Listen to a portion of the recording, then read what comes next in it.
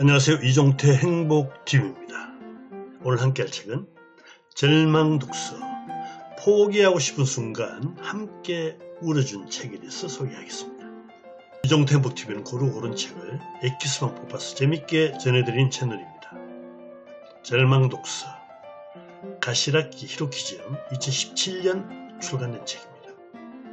마음이 바닥에 떨어질 때 곁에 다가온 문장들을 소개합니다. 절망에 빠지면 이렇게 해보라고. 나는 이런 방식으로 버텨왔다고. 이 책의 핵심 문구입니다. 저자는 13년간 희귀병을 겪으면서 견디기 위해 읽은 책과 경험을 소개했습니다. 누구나 살면서 절망의 순간을 마주할 때가 있습니다. 하찮은 가벼운 걱정거리에 더 끙끙대며 오래 걸리기도 합니다. 절망 속에서 함께 울어주는 것은요, 오직 책과 영화, 드라마 같은 이야기뿐이라고 합니다. 절망은 곧바로 극복되지 않습니다.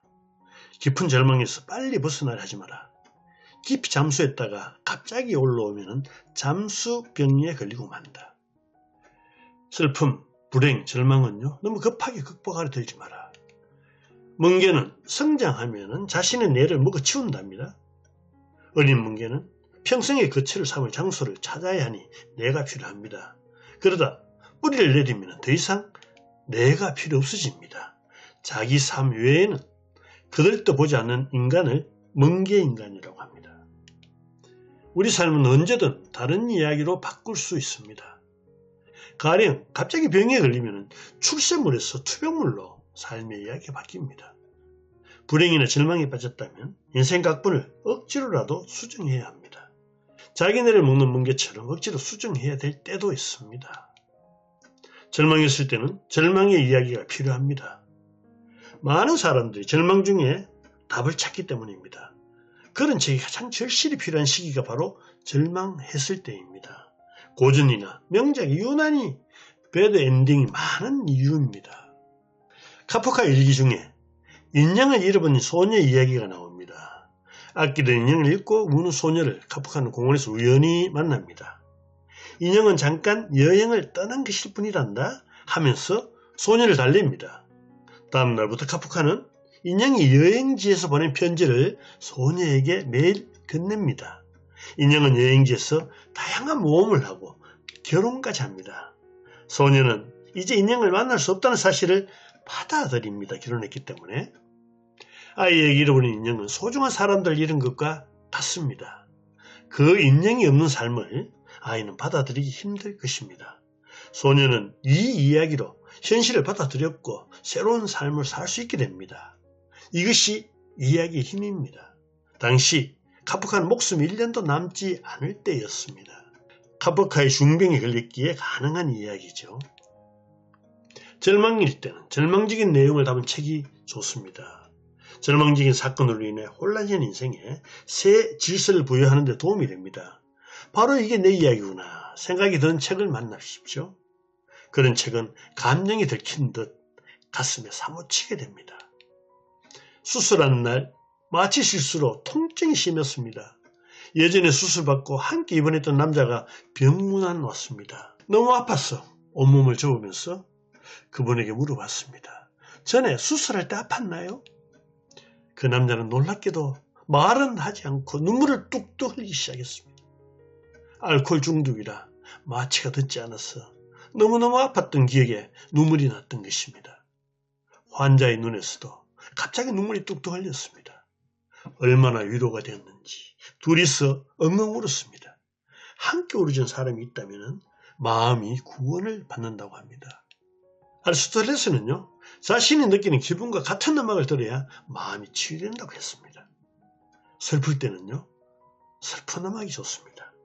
공감할 수 있는 책과 공감할 수 있는 음악의 만남이 마음을 구한답니다. 이런 현상을 동질 효과라고 합니다. 미뤄진 슬픔이란 말이 있습니다.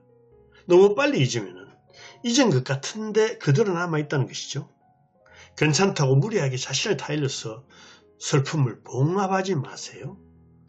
극복은 빠를수록 좋은 것 같지만 실제로는 그렇지 않답니다. 불쾌, 우울, 부정적인 감정도 그 자체는 나쁜 게 아닙니다. 그 감정이 건강을 해치고 머리를 이상하게 만들고 마음을 파괴하는 경우가 없습니다. 오히려 그런 감정을 없애려 죽음을 다해 피하는 것이 파괴적인 결과를 일으킨다고 합니다. 슬플 때는 솔직하고 철저하게 슬퍼하는 편이 좋다고 합니다. 훌륭한 환자가 될 필요는 없답니다. 병과 싸우는 것도 힘든데 마치 위인전처럼 투병생활을 잘하지 마세요. 계속 침울해야 하고 있으면 나에게 불쾌해져라는 불평을 들어도 상관없습니다. 주위 사람들의 눈치에 보여 감정을 지나치게 억압하는 것은 위험합니다. 기쁨은 서로 나눌 수 있지만 슬픔은 온전히 자기만의 것입니다. 슬픔과 마찬가지로 죽음을 겪게 되는 것도 오직 본인뿐입니다. 절망은 매우 개인적인 것이기 때문입니다. 동명상련이 틀릴 때도 있습니다. 절망에 빠졌을 때는 자신 이외의 모든 사람이 행복해 보이죠. 매우 고독하다. 오싹한 고독이다. 절망은 늘 고독과 함께 온다.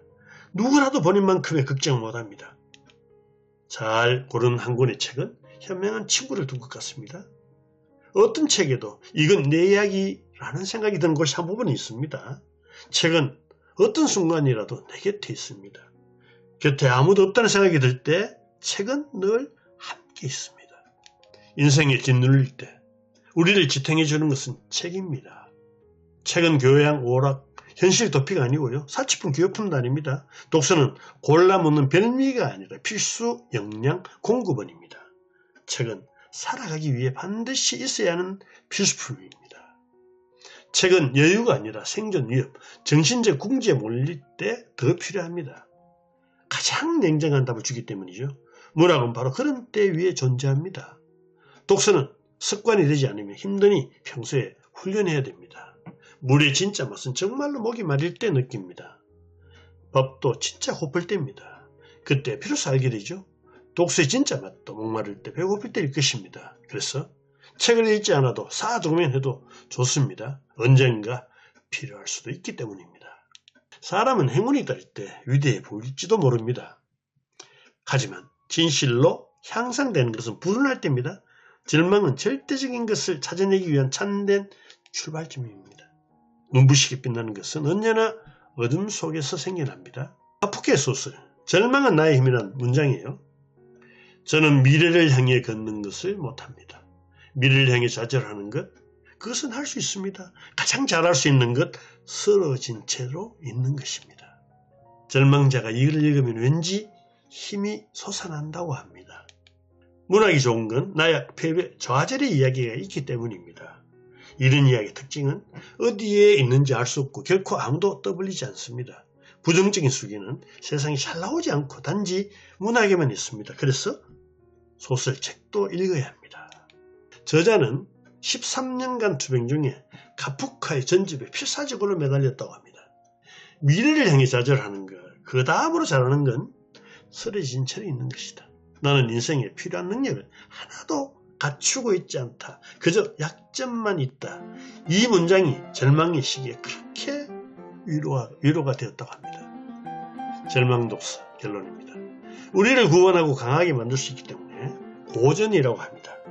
첫째, 장기 입원이나 감옥에 갇히거나 힘들 때 도stoyevsky 책을 읽어보세요. 두 번째, 불행하다고 생각될 때 카프카의 책을 찾아보길 바랍니다. 세 번째, 낯선 현실에 직면해 있다면 문학이나 예술을 통하는 게 쉽고도 정확합니다. 네 번째, 책, 드라마 등 절망에 관한 것이라면 뭐든 괜찮습니다. 많은 사람들이 위로받음을 직접 목격했답니다. 절망은 서두른다고 극복되지 않으니 절망 독서를 권합니다. 대단히 감사합니다.